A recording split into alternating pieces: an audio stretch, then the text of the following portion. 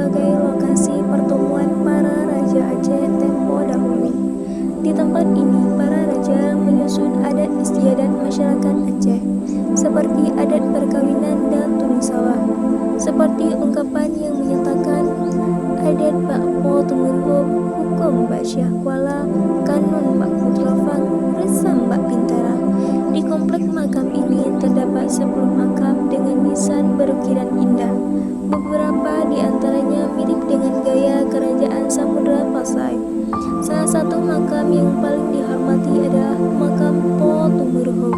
Selain itu, terdapat juga makam Sultan Muhammad bin Al-Said Shah dengan nisan yang mencantumkan gelar Al-Azham Shah.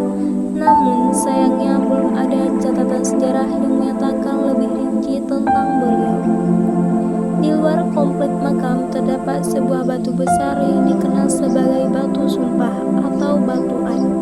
Batu ini konon digunakan sebagai tempat bersumpah oleh masyarakat pada masa lampau. Uniknya, menurut cerita warga, batu ini dulunya tergantung dan tidak menyentuh